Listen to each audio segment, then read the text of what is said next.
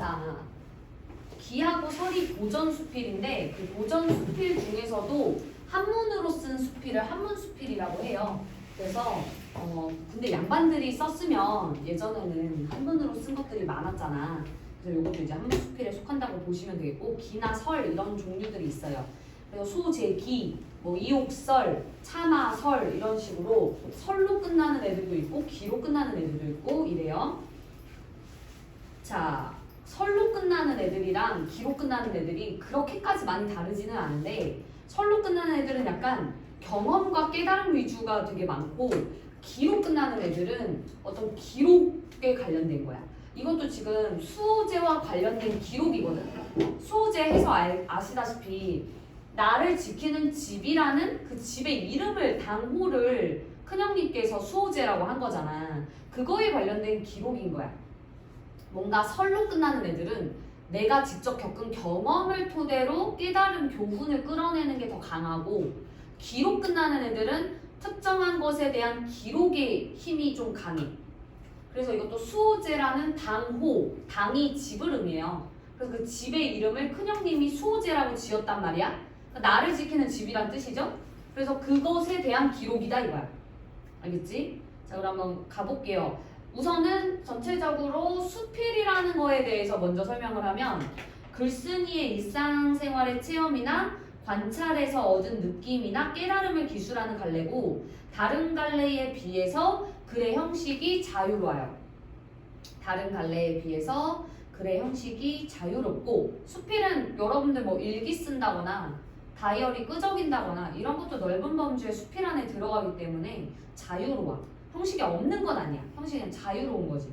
글쓴이를 둘러싼 인생, 사회, 역사, 자연 등 모두 제재가 될 수 있어요. 제재라는 것은 이제 주제가 될 만한 소재, 주제가 될 만한 소재가 될 수 있고, 대체로 글쓴이인 나를 드러냄으로써 개성적인 면모를 한껏 드러낼 수 있고, 인생에 대한 깊은 통찰과 깊은 생각이 이루어진다는 점에서 글쓴이의 관점이 분명하게 드러나요. 글쓴이 관점이 분명하게 드러난다. 교술 갈래의 역사적 갈래에는 설 있다고 했죠. 아까 기, 그 다음에 제문이라는 거는 이제 제사 때 그 추모하는 글 같은 거 있잖아요. 그런 제문, 그 다음에 현대 수필 이런 것들이 있다.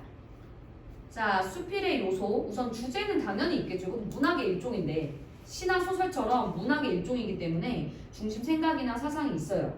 그 다음에 제재는 글감, 소재 이런 것들을 뜻하고, 주제가 될 만한 글감이 제재예요. 그 다음에 구성이 자유로워. 형식도 자유롭고, 어쨌든 주제를 구현하기 위해 배열하고 배치하는 모든 방식을 구성이라고 하고, 그 다음에 문체가 또 되게 중요한 게, 수필은 서술자가 있는 게 아니야. 시에서는 화자를 내세우죠. 그리고 소설에서는 서술자를 내세워서 작가가 자기 대변자를 내세우거든. 근데 수필은 그냥 자기 목소리로 자기 얘기하는 거야. 그래서 수필은 서술자가 곧 나야. 어떤 제3의 대변자를 내세우는 게 아니야. 그래서 문체가 되게 중요한 게, 수필은 그 어떤 문학 양식보다도 작가가 자기 얘기를 하는 거야. 그래서 수필을 읽으면 이 작가랑 뭔가 대화하는 느낌을 받을 수 있어. 그래서 글쓴이가 글을 드러내는데 드러나는 독특한 문장 스타일이 수필에서 되게 잘 드러나. 예를 들어 박완서 작가의 소설을 읽었어. 뭐 엄마의 말뚝 이런 거. 근데 그런 거를 읽다가 수필을 읽으면 훨씬 더 뭐라 해야 되지? 개성, 퍼스널리티 이런 게 다 느껴져. 그래서 문체가 되게 중요해요. 수필에서는 되게 개성 있는 문체가 느껴진다. 그 다음에 수필의 갈래는 경수필과 중수필로 나눌 수 있는데, 경수필은 되게 가벼워. 그러니까 우리가 배우는 수필은 대부분 경수필이야. 어떤 작가가 직접 겪은 체험, 자신의 생각, 주관적인 거, 감성적인 거 이런 것들. 그래서 자유롭고 격식도 그렇게 차리지 않아. 근데 중수필이라는 거는 쉽게 말하면 칼럼 같은 거야. 그러니까 뭔가 정치적 견해, 사회 경제적 견해와 같이 굉장히 학문적, 아카데미스러운 느낌이 들고 무거워. 그래서 우리가 잘 안 배우는 이유가 뭐냐면, 너무 특정 사람의 정치적 견해 같은 걸 우리가 배우면 안 되잖아. 그리고 사회나 경제적인 측면도 우리 학생들은 특히나 다양하게 생각을 해야 되는데, 좀 칼럼 같은 경우는 무겁고 진지하기 때문에 그곳으로 너무 치우쳐져 있어. 자기 생각과 주장이. 그러니까 물론 객관적인 근거를 들어서 하기는 하겠지만 그러면은 그런 거는 교육적이라고 얘기하기 어려울 수 있잖아. 너무 한쪽으로 또 치우쳐져 있으면. 그래서 중수필은 되게 사회적, 학문적, 철학적이고 지적이고 논리적인데 또 지성적, 객관적, 비평적이라는 성격도 가지지만 이게 무겁다 보니까 진지하고 무겁다 보니까 우리 문학에서는 잘 안 배운다. 문학성도 좀 떨어질 수밖에 없어. 경수필은 좀 가볍고 자유롭기 때문에 개성적이고 문학적인 특성들이 많은데 중수필은 좀 그런 게 떨어져요. 자, 그러면은 이제 텍스트로 한번 들어가 보도록 할게요. 수호제. 수호제라는 거는 나를 지키는 집이라는 뜻이라 그랬죠. 즉 나를 지키는 집은 큰형님이 자신의 서재에 붙인 이름이다. 나는 처음 그 이름을 보고 의아하게 여기며 나와 단단히 맺어져 서로 떠날 수 없기로는 나보다 더한 게 없다. 비록 지키지 않는다 한들 나가 어디로 갈 것인가. 이상한 이름이다 라고 생각을 했대. 나모야, 너 지금 몇 시야? 너 선생님 약속한 거 잊었어? 어? 너 그냥 빨리 와 있기로 했지? 응? 약속을 지켜야 될 거 아니야. 자, 그래서 수제라는 이름에 대해서 내가 의아하게 생각을 했대. 왜냐면 그러니까 편견이 있을 수 있죠. 나라는 존재는 난데 어디 간다는 거야? 나를 왜 지켜야 돼? 이렇게 생각을 단순하게 한 거죠. 그래서 내가 어디로 갈 것인가? 이거 되게 이상한 이름이다 라고 의문을 가진 거예요.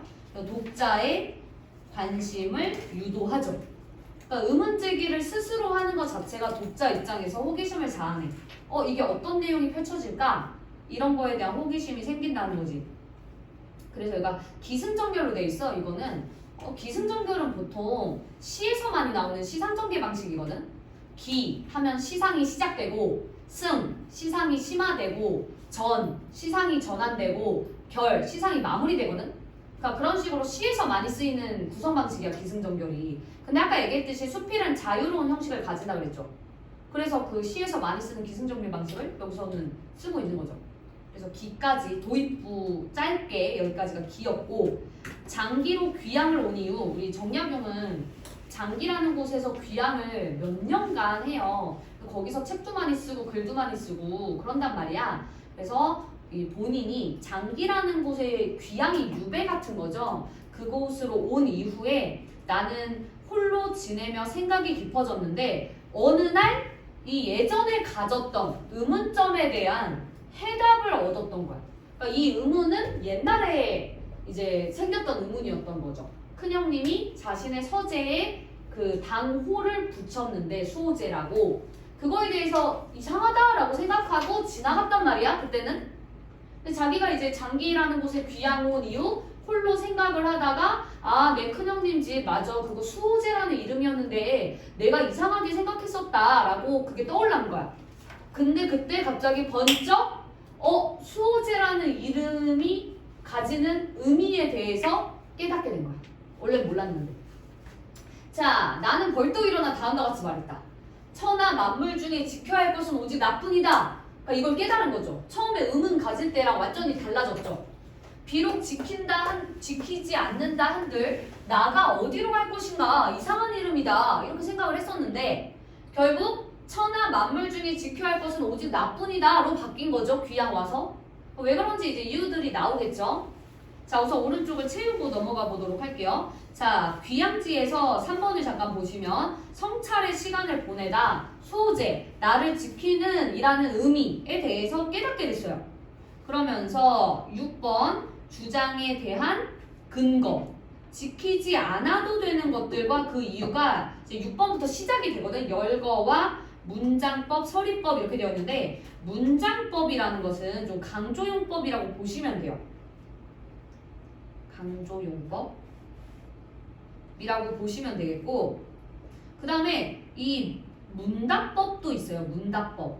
문답법이 뭐야? 문답법. 묻고 답하는 방법이잖아. 자기가 물어보고 자기가 답하고 이렇게 되는 거죠. 자기가 물어보고 자기가 답하고. 그래서 문답법. 문장법이라는 거는 강조를 뒤에서 주는 게 문장법이거든. 문장법도 있다고 알아두시면 되겠고 문답법도 있죠. 자기가 묻고 자기가 답하는 거. 그리고 열거하죠. 그 근거에 대해서. 그 다음에 서리법은 뭔지 알죠? 의문형 어미 써서 물어보는 게 아니라 이것도 역시나 강조하기 위해서 의문형 어미를 쓰는 거죠. 서리법이. 자, 봅시다. 내 밭을 지고 도망갈 사람이 있겠는가? 이렇게 지가 물어보죠. 밭은 지킬 필요가 없다. 그러니까 이것도 지금 보시면은 서리법 쓴 거야. 서리법. 내 밭을 지고 도망갈 사람이 있겠는가? 없다라는 거지. 없다라는 걸 내포하고 있잖아. 그러니 밭은 지킬 필요가 없다. 내 집을 지고 달아날 사람이 있겠는가? 또 이렇게 없다 이거야. 그러니 집은 지킬 필요가 없다. 내 동산의 꽃나무와 과실나무들을 뽑아갈 수 있겠는가? 그것도 없다는 거지. 나무 뿌리는 땅속 깊이 박혀있다. 내 책을 훔쳐가서 없애버릴 수 있겠는가? 그것도 없다는 거야. 성현의 성인 군자를 성현이라 그러죠. 공자, 맹자, 노자, 장자 같은 성인 군자들을 성현이라 그래. 성현의 경전은 세상에 널리 퍼져서 물과 불처럼 흔한데 누가 능히 없앨 수 있겠는가? 내 옷과 양식을 도둑질하여 나를 궁색하게 만들 수 있겠는가? 여기서 궁색은 가난. 나를 가난하게 만들 수 있겠는가? 천하의 실이 모두 다 내 옷이 될 수 있고 천하의 곡식이 모두 내 양식이 될 수 있다. 도둑이 비록 훔쳐간다 한들 하나 둘에 불과할 터 천하의 모든 옷과 천하의 모든 곡식을 다 없앨 수는 없다. 그러니까 하나 두 개 정도는 없어질 수 있지만 천하의 만물의 모든 것들은 다 없앨 수는 없어요. 그러니 지키지 않아도 된다. 라고 결론을 낸 거죠. 그러니까 여기서 보면 열거하고 있죠. 그 근거에 대해서 천하 만물을 지키지 않아도 되는 이유에 대해서 열거하고 있고 서리법, 문답법 이런 거를 사용하고 있다는 거지. 그러나 유독 이 나라는 것은 여기서 나의 동그라미 여러분들 이 작은 따옴표 되어 있는 나는 다 본질적 자예요. 여러분들이 이 작품을 이해할 때 본질적 자와 현상적 자를 잘 구분하셔야 돼요. 이 나라는 것은 성품이 달아나기를 잘하며 출입이 무상하다. 무상하다는 거 왔다 갔다 한다고. 규칙이 없어. 무상하다라는 거는 정해진 게 없다고. 정해진 거 없이 왔다 갔다 한다는 뜻이에요. 아주 친밀하게 붙어 있어 서로 배반하지 못할 것 같지만 잠시라도 살피지 않으면 어느 곳이든 가지 않는 곳이 없다. 이익으로 유혹하면 떠나가고 위험과 재앙으로 겁을 주면 떠나가며 질탕한 음악 소리만 들어도 떠나가고 미인의 예쁜 얼굴과 요염한 그 자태만 보아도 떠나간다. 그런데 한번 떠나가면 돌아올 줄을 몰라 붙잡아서 만류할 수가 없다. 그러므로 천하 만물 중에 가장 잃어버리기 쉬운 것으로는 나보다 더한 것이 없다. 여기서도 본질적 자 그대로예요. 동그라미 연결하시면 되고 그러니 꽁꽁 묶고 자물쇠로 잠가 나를 굳게 지켜야 하지 않겠는가. 자, 여기서 여러분들이 나라는 것에 대해서 반드시 정확하게 알고 계셔야 돼요. 이 나는 뭐냐면 본질적 자란 말이야. 근데 이 본질적 자는 나한테 꼭 필요해. 그러니까 예를 들어서 도덕적 자라고 생각하면 조금 더 쉬워. 여러분 도덕적 자. 만약에 내가 이런 거죠. 어떤 사람 내가 배고파. 그냥 예를 쉽게 들게. 내가 배고파. 근데 옆에 사람이 음식을 두고 가버렸어. 근데 잠깐 어디 자리를 비운 거야? 근데 내가 그걸 훔쳐먹을 수 있어? 배고프다고? 훔쳐먹어 보통? 안 훔쳐먹잖아. 그게 뭐예요? 내가 그걸 훔쳐먹으면 안 된다라고 해서 내 욕구를 누르는 거죠. 그런 게 본질적 자야. 사람을 사람답게 만드는 자 있잖아. 우리가 만약에 음식이 있는데 그냥 먹으면 동물이죠. 배고프다고 그냥 먹으면 동물이잖아. 그러니까 욕망과 욕구가 있어요. 인간도. 하지만 그거를 억누르는 자, 사람을 사람답게 만들어주는 자아가 본질적 자인 거야. 근데 그 본질적 자아라는 것은 지켜야만 해. 왜냐면 생각해봐라. 내가 갖고 싶은 물건을 샀어. 근데 제가 갑자기 그거를 놓고 가버렸네? 내가 그걸 주웠어. 갖고 싶지. 나 갖고 싶잖아. 근데 그건 도둑질이잖아요. 그래서 사람은 유혹에 항상 휩싸이는 거야. 그래서 여기서도 얘기하잖아요. 돈으로 유혹하면 떠나가고 야, 너 돈 줄 테니까 도둑질해봐. 그런데 그거 하는 사람들도 있잖아, 솔직히. 그죠? 돈 얼마 줄 건데? 이러면서 하는 사람들도 있잖아. 그런 사람들이 이제 본질적 자를 잃어버린 거야. 그 다음에 위험과 재앙으로 겁을 주면 이런 거죠. 야, 너 내 말 안 들으면 너 너 내가 때릴 거야. 그러니까 너 쟤 때리고 와. 이럴 수도 있는 거잖아. 너 내 말 안 들으면 내가 너 다치게 할 거야. 그 대신 너 다른 애를 다치게 하고 와. 이럴 수도 있는 거잖아. 그러니까 위험으로 겁을 주면 또 알겠어 하고 걔를 때리고 오는 거지. 그러니까 이런 것도 자기의 본질적 자를 잃어버린 거죠. 또 음악만 막 이런 것도 있는 거야. 너무 유흥을 즐기다가 술, 담배 뭐 이런 거라든지 음악 이런 거에도 내 본질적 자를 잃어버릴 수 있고 또 뭐 여자의 유혹에 빠져가지고 내 그 본질적 자를 잃어버릴 수도 있는 거야. 그래서 옛날에는 미인계라는 게 있었잖아. 옛날에는요 미인을 스파이로 쓰는 거야. 그래가지고 미인이 그 사람한테 정보를 다 뜯어오거나 아니면은 미인의 유혹에 넘어가서 나라를 망하게 하거나 그걸 경국지색이라고 그러잖아. 나라를 망하게 할 정도의 아름다움, 뭐 양귀비 이런 여자들도 그런 거 있잖아요. 그러니까 여기서 말하는 본질적 자아는 뭐냐면 내가 꼭 필요해. 도덕적 자아면서 나를 사람답게 만드는 자아지만 도망가기는 쉬워. 그래서 어떻게 해야 된다고? 붙잡아야 돼. 붙잡아 놓고 내가 항상 얘를 지켜야 돼. 그러면 나를 사람답게 만들어 줄 거야. 알겠어? 그러니까 이 본질적 자아는 참 모순적인 애라고. 내가 잘 지키면 내 안에서 굳건히 나라는 사람을 세워주는 자아지만 내가 조금만 방심하면 떠나가 버린다고. 그런 자아야. 그렇게 생각을 해야 됩니다. 왜 이걸 애들이 헷갈려 하냐면 본질적 자아의 특성에서 뭐라 그러냐면 보편적인 자아라 그래. 흔들리지 않는 자아. 이렇게 써 있어. 그러니까 애들이 헷갈려요. 선생님 본질적 자아는 이렇게 도망간다면서요. 그런데 왜 보편적이고 흔들리지 않는 자아라고 해요? 말이 안 맞잖아요. 이렇게 물어봐. 근데 이 본질적 자아가 보편적이고 흔들리지 않는 자아라는 건 전제가 내가 지켰을 때야. 그러니까 도망 잘 가. 도망 잘 가는데 그걸 지켰을 때는 흔들리지 않아. 나를 사람답게 만들어줘. 그게 본질적 자아야. 그러면은 현상적 자아는 뭐냐면 흔들리는 자아고 유혹에 막 흔들리기도 하고 나를 사람답지 못하게 해줄 수 있는 자아인 거야. 현상적 자아는. 그렇다고 나쁜 자아는 아니야. 왜냐면 얘들아 생각해봐라. 내가 배고픈데 밥 안 먹으면 나 굶어 죽어. 졸린데 잠 안 자면 나 수면 부족으로 죽어. 그러니까 현상적 자아는 약간 이런 느낌의 자아라고 보면 돼. 그냥 동물들도 가질 수 있는 자아들 있죠. 배고프면 먹고 졸리면 자고 하고 싶은 거 하고 이런 거 있잖아. 그런 게 현상적 자아야. 그럼 현상적 자아는 지킬 필요가 딱히 없죠. 왜냐면은 현상적 자아는 어디 도망가지는 않을 거 아니야. 왜냐면 배고프면 먹으면 되고 졸리면 자면 되고 이런 자아들은 누구나 추구하는 자아 아니야? 야 공자민자 노자장자 같은 성인 군자들도 배고플 땐 먹어. 그러니 현상적 자아라는 거는 우리 몸에 어떤 인간을 인간답게 하는 것보다는 생물 존재에 다 필요한 자아 같은 느낌인 거야. 현상적 자아는. 그래서 현상적 자아는 우리가 지키지 않아도 그냥 나한테 있는 거야. 그런데 본질적 자아는 그렇지 않다고. 도덕적인 거라고 생각을 한다면 얘는 지켜야 돼. 알겠어? 그래서 현상적 자아는 우리가 항상 내 곁에 있는 자아고 걔는 뭐 그렇게까지 중요한 자아라고 생각을 뭐 중요하긴 하지. 근데 생존을 위해서 중요하다라고 보면 되고 도덕성이나 인간을 인간답게 하는 건 본질적 자아야. 그래서 여기서는 지키라고 하는 것은 현상적 자아가 아니라 본질적 자아야. 알겠어? 자, 그러면은 오른쪽에 7번 당연히 본질적 자아죠? 본질적 자아를 확립하기 위해서는 계속 노력을 해야 된다고. 인간의 마음은 유혹이나 위협에 쉽게 흔들릴 수 있다. 열거와 예시를 하고 있죠.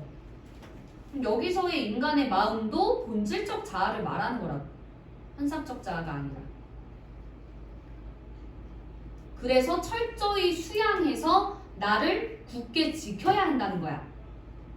알겠어? 이거 정말 헷갈리면 애들 막 왕장창 틀리는 부분입니다. 소질이 되게 어려워요. 이해 잘 못하면. 자, 11번은 또 여기서 표현법이 쓰였죠. 나라는 거는 되게 추상적이잖아. 그죠?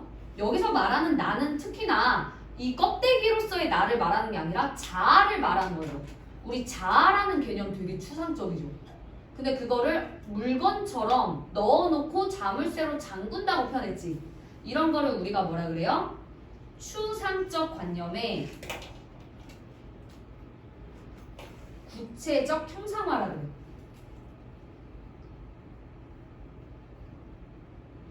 추상적 관념의 구체적 형상화. 그래서 예를 조금 들어보면 예를 좀 들어보면 이런 거죠. 어제를 동여맨 편지. 어제라는 거를 동여맸대.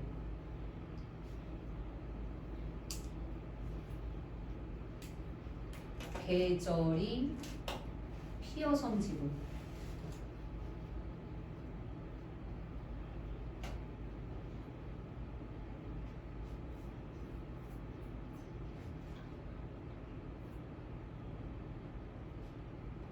이런 것들 하는 거.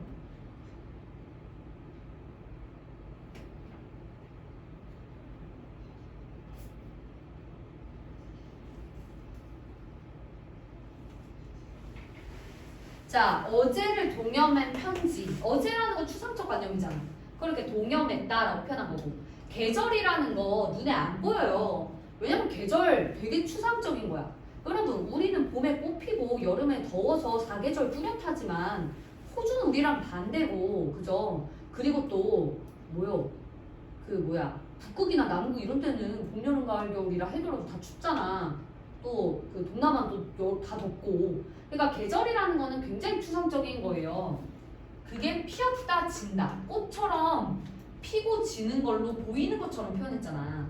그 다음에 시간이라는 것도 추상적 개념인데 또아리가 뭐야? 뱀이 이렇게 또아리 틀고 있다 이런 식으로 표현한 거잖아.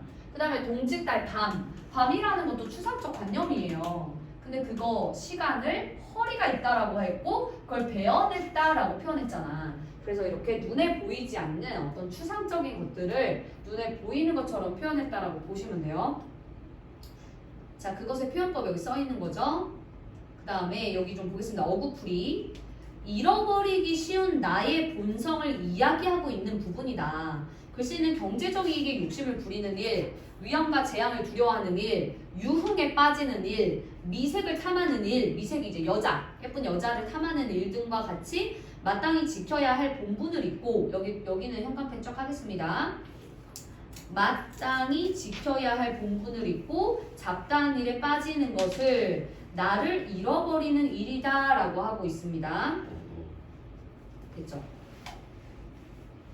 자, 이 글은 글쓴이가 맏형 정약현이 형이 2명, 맏형 정약현, 그 다음에 둘째 형 정약전, 자기 정약용 이렇게 있는데 이 되게 아이러니하게도 큰형만 벼슬아치가 못 됐거든요. 그러니까 과거 시험을 합격을 못 했어요. 근데 아이러니하게도 그렇기 때문에 형은 유배를 가지 않잖아요. 벼슬아치가 안 됐으니까. 근데 둘째 형하고 나는 장원급제를 해서 과거 시험에 합격을 했단 말이야. 그래서 높은 벼슬아치가 됐어요. 근데 둘 다 유배를 가요. 어떻게 보면 정치적 적들에 의해서 유배를 가요. 그래서 정말로 신기하게 형만 자기 자신을 지켰다고 할 수 있어. 수호제라는 이름을 붙인 형만. 신기하긴 하죠. 자, 그래서 고전수필입니다. 의문으로 시작해서 자신의 삶을 돌아보고 깨달음을 얻는 과정으로 이루어져 있습니다. 여기 명칭에 대한 의문으로 시작해 자신의 삶을 돌아보고 깨달음을 얻는 과정으로 이루어져 있다. 나가 수호제라는 이름의 의문을 품은 까닭은 무엇일까요? 나라는 것은 항상 나와 떨어질 수 없는 것이라 생각을 했는데 나를 지키는 집이라는 이름을 보고 나를 지킨다는 것이 과연 가능하며 그리고 꼭 지켜야 하나? 나는 난데? 라고 처음에 의문을 품게 된 거죠. 자, 그런데 장기로 귀향을 가서 나를 지켜야 하는구나 라는 것을 문득 떠올려요. 그럼 왜 그런지 이제 첫 번째가 뭐였어? 천하 만물. 누가 내 밭을 짊어지고 달아날 것인가? 누가 내 집을 가지고 갈 건가? 꽃나무와 가실나무를 혹은 책이나 옷과 양식을 다 없앨 수 있겠는가? 없잖아. 그래서 여기 보시면 없애지 못하는 것도 있고 대체를 하면 되는 것들도 있고 결국 천하의 만물은 지킬 것이 없다. 그 얘기죠. 그러면 나라는 것의 특성은 바로 뭐냐? 이 나 본질적 자아입니다. 본질적 자아인 나. 달아나기를 잘하고 출입이 정해지지 않았고 쉽게 떠나갈 수 있으며 한번 떠나가 버리면 돌아올 줄을 몰라.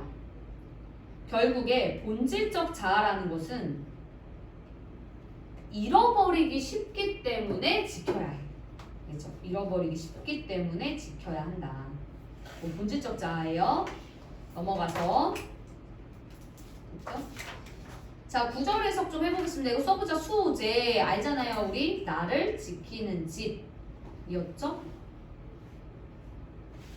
야, 귀향이라고 하지 말고 귀양이라고 합시다. 귀양.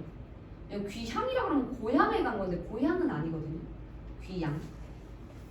글쓴이가 유배지에서 이 글을 썼음을 알 수가 있고, 천하만물에 지켜야 할 것은 오직 나뿐이다 라고 얘기를 했잖아요. 그래서 글쓴이의 깨달음이 있는 거고, 그 다음에 이거 아까 나왔던 건데 다시 한번 되게 반복을 많이 할 거거든. 그래서 할 때마다 외워. 그냥 지금 이 순간 다 외운다고 생각을 하세요. 없애지 못하는 것도 있고 대체가 가능한 것도 있다. 결국 지킬 필요가 없는 천하만물의 예시를 든 거죠. 열거와 서리법 뭐 이런 걸 통해서. 또 나를 지켜야 하는 이유, 달아나기를 잘하고 출입이 무상하다. 쉽게 떠나갈 수 있으며 한 번 떠나가면 돌아올 줄 모른다. 결국 잠시라도 살피지 않으면, 나는 자아가 현상적 자아는 항상 있다 그랬죠. 나한테. 그죠? 그러면은 현상적 자아가 항상 나한테 있는데 본질적 자아를 끌어안고 같이 있어야 돼. 그러니까 본질적 자아와 현상적 자아가 다 같이 있어야 가장 건강한 자아란 말이야.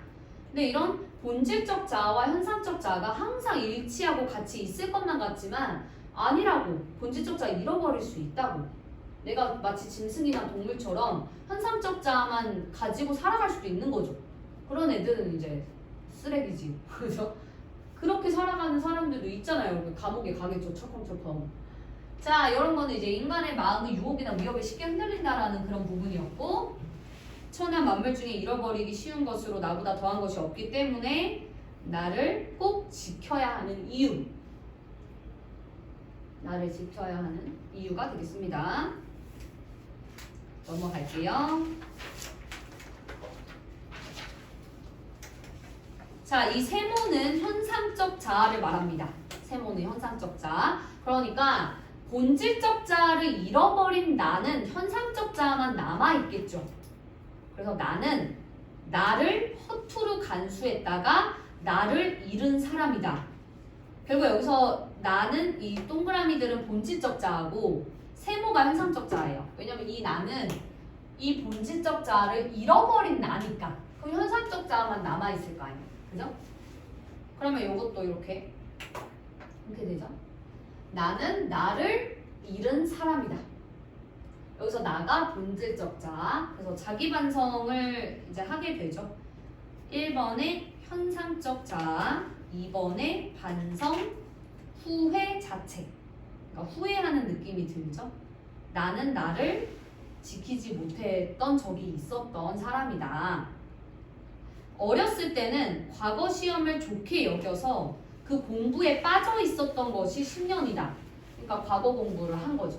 마침내 조정의 벼슬아치가 되어 사모관대의 비단도포를 입고, 여러분 이 사모관대랑 비단도포 요거 있죠?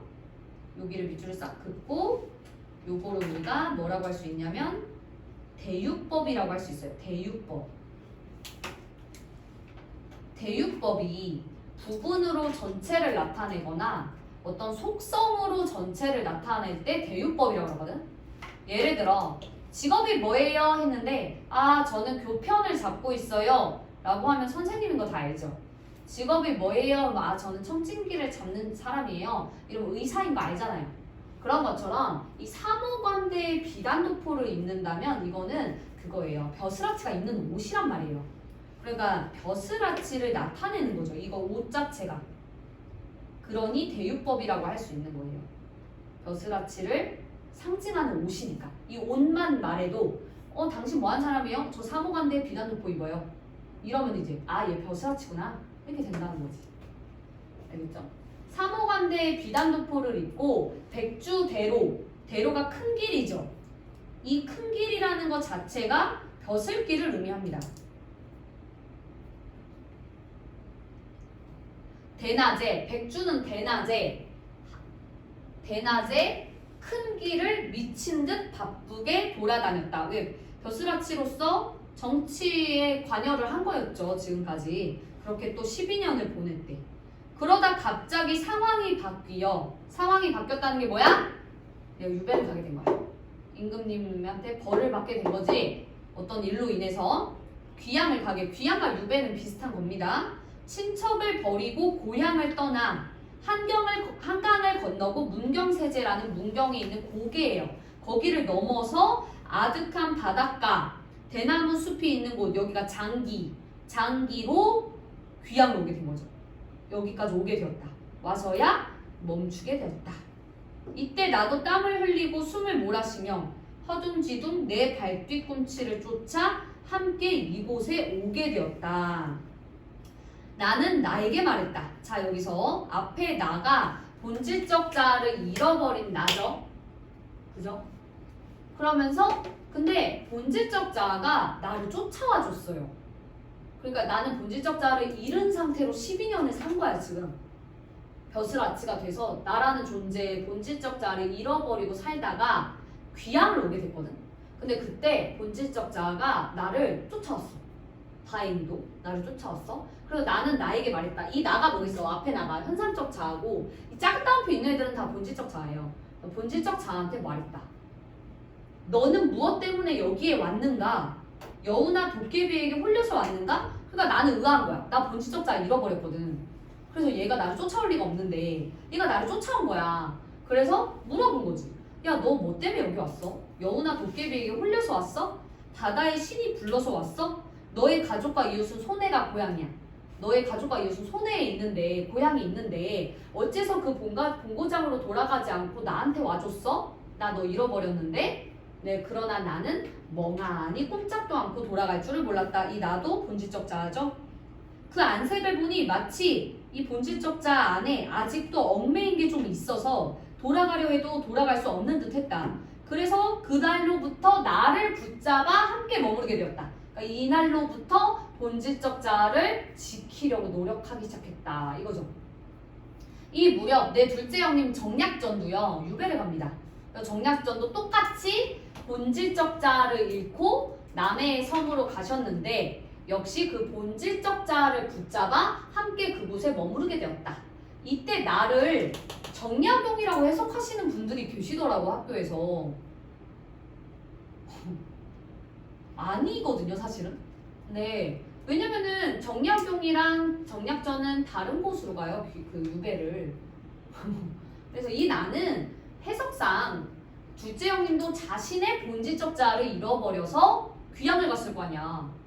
나도 내 본질적 자아를 잃어버리고 벼슬아치로 살아가다가 귀향 온 거거든. 그러니까 둘째 형님도 똑같이 자신의 본질적 자아를 잃고 남의 섬으로 귀향을 가서 거기서 본인의 본질적 자아를 지키면서 살아가셨다라고 봐야 되는 게 맞죠, 문맥상. 그렇죠? 자, 오른쪽 4번 조정의 벼슬아치가 되었었다라는 거 결국 입신양명, 출세를 했었다라는 거죠. 출세. 그러다가 상황이 바뀐 거야. 상황이 바뀌어서 귀향을 가게 되었고 7번 자아 성찰의 행동. 사실 내가 나한테 말을 건네는 거는 내 내면한테 대화를 거는 거잖아. 그럼 결국에 자아 성찰이에요. 그 다음에 자문을 통한 자아 성찰. 결국에 내가 나한테 물어보면서 자아 성찰을 하게 된 거지.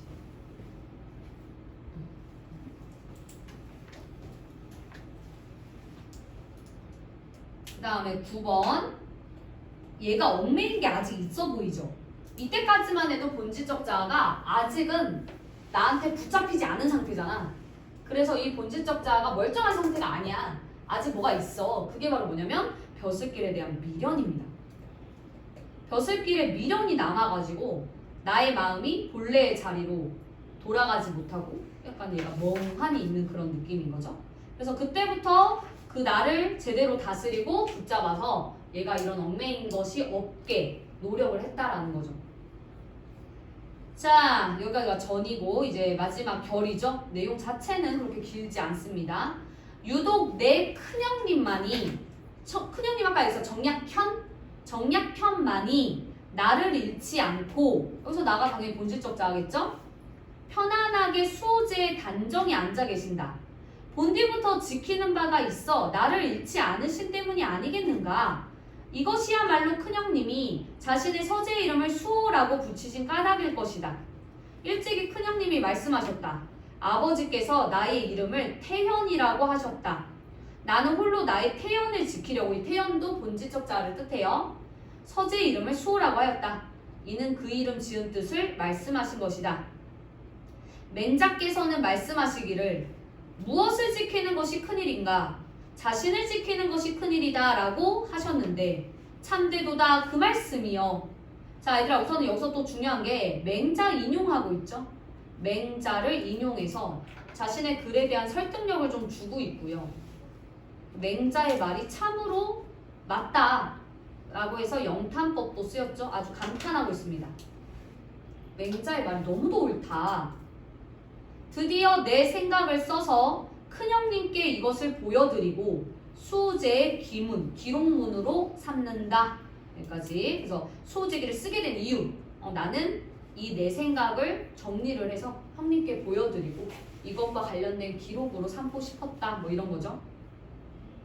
자, 오른쪽에 11번 큰형님만이 마음의 중심을 잡고 유혹에 휩쓸리지 않음으로써 자신의 본질적 자아를 지켰다는 거죠.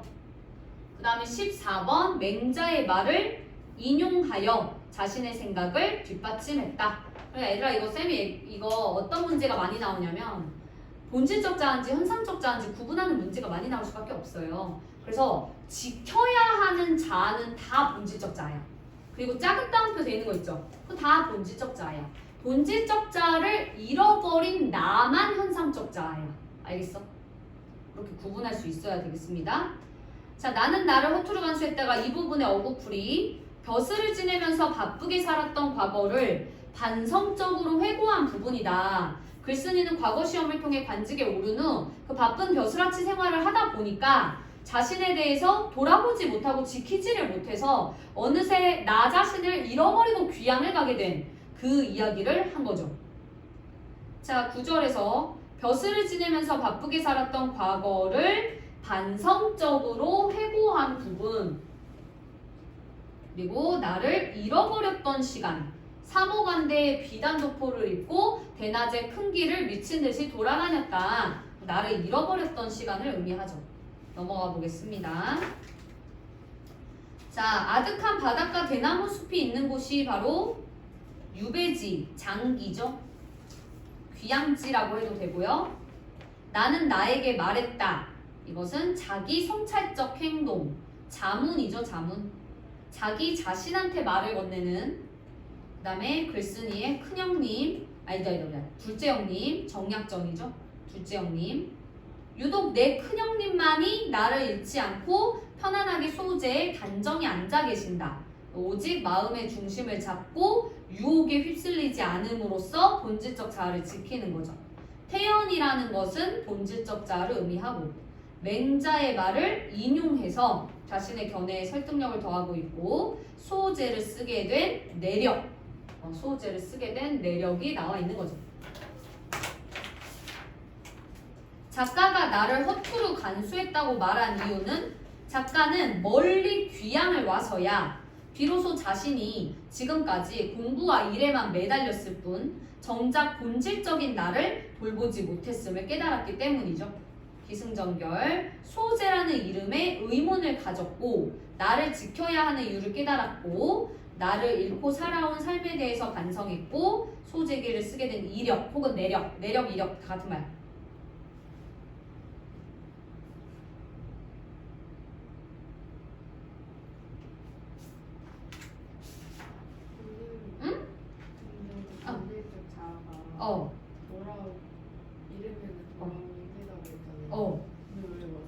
그럼 알 수가 없죠. 걔는 자유분방한 애니까. 그래서 나도 의아해서 물어본 거잖아. 너 왜 물었어? 너 도망간 애가? 나 왜 따라왔어? 이렇게 물어본 거잖아. 자, 그 다음에 제목의 의미, 수호제기, 나를 지키는 집. 기라는 것은 사물의 이치나 뜻을 기록한 문서를 뜻하는 거예요. 그래서 수호제기 이렇게 되는 거죠. 수호제라는 것의 의미를 기록했다 이런 뜻인 거야. 그 다음에 오른쪽 위로 가서 이것 좀 읽어보겠습니다. 여기서 얽매인 것은 벼슬길을 의미하는 것으로 아직 벼슬길에 미련이 남아서 나의 마음이 본래 자리로 돌아가지 못하고 있는 상태를 의미한다.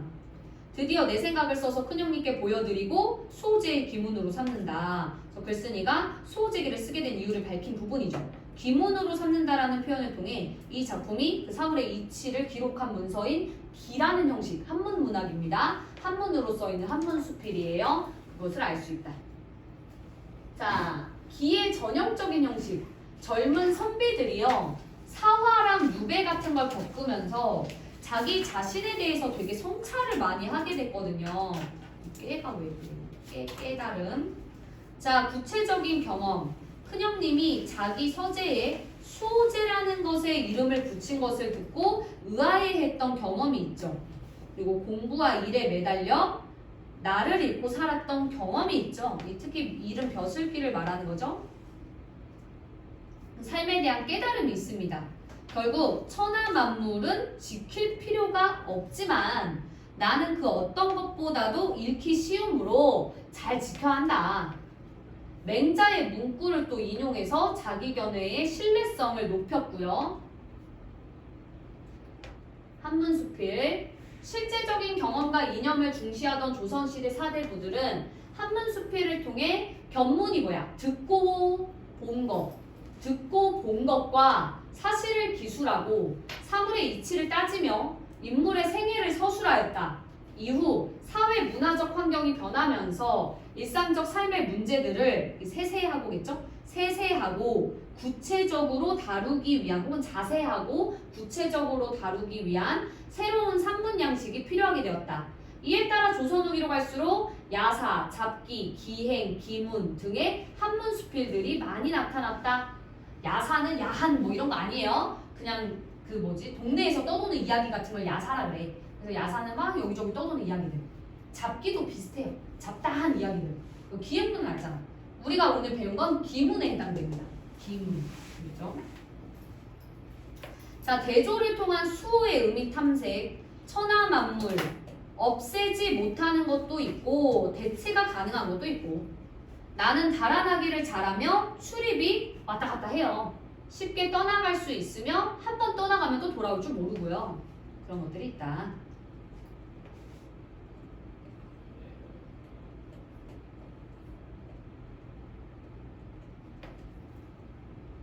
쓰겠습니다. 밭집, 꽃나무, 과실나무는 누가 가져가거나 뽑아가기 어렵다.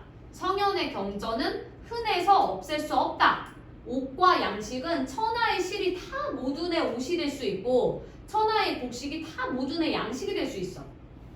그러나 나는 어때요? 달아나기를 잘하고 출입이 무상하고 나를 배반하지 못할 것 같지만 살피지 않으면 곧 떠나가 버리고 이익으로 유혹하거나 위험과 재앙으로 겁을 주면 떠나가 버리고 음악 소리에 취하기도 하고 아름다운 여인의 모습에 혹하기도 하고 한번 떠나가면 또 쉽게 돌아오지도 않고 근데 또 갑자기 나한테 돌아오기도 하고 너무 자유분방한 애야. 얘 출입이 무상하다 그랬잖아.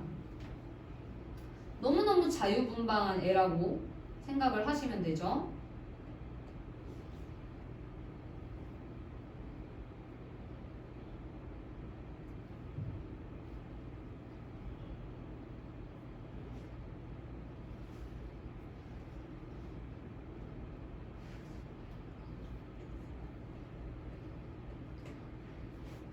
자, 글의 끝부분에 인용된 맹자의 말이 이 글에서 어떤 역할을 합니까? 성현인 맹자의 말을 인용하여 수호라는 것의 중요성을 강조한 글쓴이의 주장에 대한 근거로 삼으면서 글의 설득력을 높이고 있죠. 글의 설득력을 높이고 있다.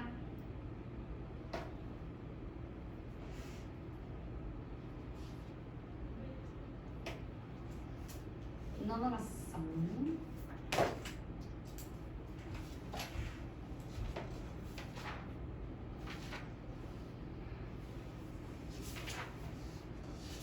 자, 한문수필 아까 얘기했듯이 기에 해당한다라고 얘기를 드렸고요. 반성적, 회고적, 회고는 돌아본다.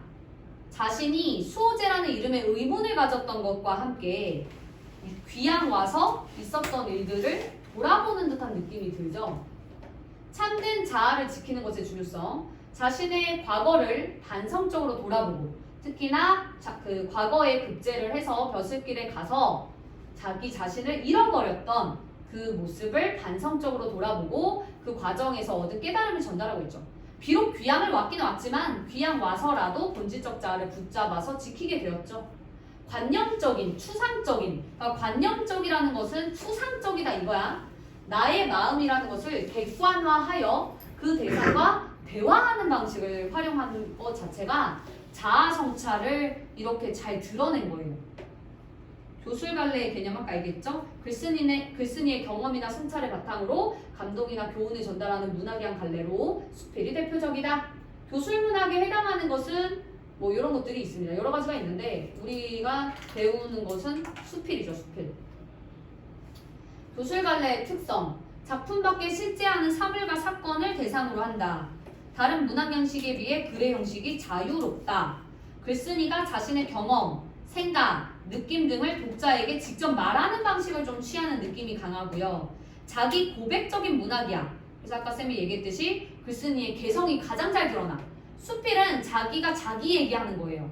그래서 소설은 서술자를 내세우고 시는 화자를 내세우지만 수필은 그냥 자기 자신의 목소리로 자기 얘기를 하는 거기 때문에 가장 개성적이에요. 알겠어? 가장 자기답게 글을 쓰게 돼요. 너희들도 일기 쓸 때, 친구들한테 편지 쓸 때 자기 목소리로 자기가 글을 쓰잖아요. 그거예요. 수필은. 다양한 소재, 신변잡기적이라는 게 잡다하다고. 라면으로도 수필을 쓸 수 있어요. 뭐로도 수필을 쓸 수 있어요. 어떤 것으로도. 교술갈래 작품의 구성 요소, 경험, 깨달음, 가치관, 개성 이런 것들이 이제 교술갈래 작품의 구성 요소라고 볼 수 있겠고, 기의 양식적 특징, 어떤 사건이나 경험을 하게 된 과정을 기록하는 것으로 독자에게 교훈이나 깨달음을 제시하려는 목적을 지닌다. 어떤 사건, 어떤 경험, 아니면 어떤 사물에 대해서 기록을 하는 거야. 근데 그 기록을 통해서 교훈이나 깨달음을 주는 거야. 알겠어? 그게 기예요. 소재기는 나를 지키는 집에 대한 기록이라는 뜻이다. 눈앞의 지위나 감정에 마음을 빼앗겨 본질적 자아인 나를 잃어버리기 쉬우니 이를 경계하여 본질적인 자아를 잘 알고 지키라는 그런 의미를 담고 있습니다. 그래서 이 글의 표현상의 특징, 의문으로 시작해서 답을 찾아가는 방식으로 구성이죠. 구성. 야이씨 왜 이렇게 못하겠냐. 이거 다 수정해서 핸드북에 드릴게요. 구성하여 자신의 삶을 돌아보고 깨닫는 과정이 잘 나타나 있고요. 자신의 과거를 반성적으로 돌아보고 그 과정에서 얻은 깨달음. 성현의 명구를 인용했죠. 그 맹자의 말 인용한 거 알죠? 주장을 강조하면서 신뢰성을 높였다. 그죠? 신뢰성을 높였음을 나타내고 있죠.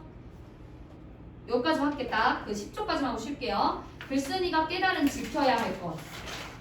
천하 만물은 없애지 못하는 것도 있고 대체가 가능한 것도 있다.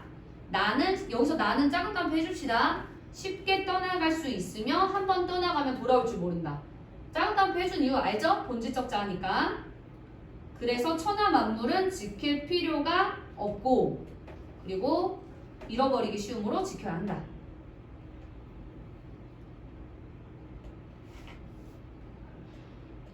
참된 나 본질적 자아, 세속적 욕구를 쫓는 나는 현상적 자아. 그래서 내가 아까 얘기했잖아. 여기서 애들이 엄청 많이 틀리고 헷갈려해. 간직하고 지켜야 하고 흔들리지 않는 자아가 본질적 자아야. 그러니까 이제 여기서 애들이 헷갈려하는 게 선생님 참된 나면서 꼭 본질적이고 흔들리지 않는 자아라면서요. 근데 얘 왜 도망가요? 이것 때문에 애들이 헷갈려한다니까. 현상적 자아가 쉽게 흔들리는 자아야. 유혹이나 막 이런 거에 쉽게 흔들려. 근데 그러니까 여기서 애들이 막 혼동이 엄청 오는 거지. 그러면은 여기서 쉽게 흔들리는 자아가 현상적 자아면 그 여자의 유혹에 혹은 돈의 유혹에 위험으로 겁을 주면 흔들리는 거 현상적 자아 아니냐 이렇게 물어본단 말이야. 그래서 쌤이 얘기를 했잖아. 세속적 욕구를 쫓는 현상적 자아는 세속적 욕구에 쉽게 흔들리고 얘 같은 경우는 그래서 지킬 필요가 오히려 없어. 먹고 싶을 때 먹고 자고 싶을 때 자고 갖고 싶을 때 가지려고 하는 자아가 현상적 자아야. 그러니까 현상적 자아는 이리저리 흔들리는 자아인데 이 자아는 그래서 지킬 필요가 없어. 만약에 내가 현상적 자아만 갖고 산다면 나는 쓰레기라니까. 근데 본질적 자아는 나를 지켜주면서도 내 사람다움을 사람답게 그리고 흔들리지 않는 마음을 가질 수 있게 해주는 참된 자아가 본질적 자아야. 근데 이 본질적 자아는 잘 도망간다고. 알겠어? 현상적 자아는 잘 도망가지 않아. 쉽게 흔들려도. 왜 도망가? 도망갈 필요가 없지. 근데 본질적 자아는 우리가 어때야 돼요? 우리가 어떻게 보면 참아야 되는 것들이 본질적 자아잖아. 내가 사람답기 위해서 도둑질 안 하고, 내가 사람답기 위해서 다른 사람한테 뭔가 다치지 않게 하고, 다른 사람의 의사를 존중해주고, 이런 거는 사실 힘든 일인 거잖아.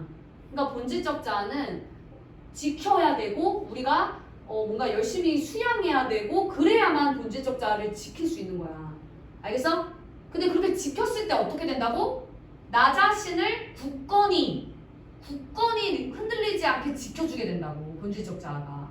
그러니까 본질적 자아가 나다움을 나타내는 참된 나면서 본질적 자아면서 그리고 흔들리지 않는 자아라고. 알겠어? 여기서 헷갈리면 안 돼요. 나를 지킨다는 것은 참된 나를 확립하여, 그래, 본질적 자아를 제대로 지켜서 수양을 해야 돼. 자기 수양을 해서 본질적 나를 잘 지켜서 세상의 유혹에 흔들리지 않고 잡다한 일에 빠지지 않고 본분을 지키는 것이 가장 목표가 되는 거죠. 그래서 너네 근데 요즘에는 누구를 말할 수 있을까?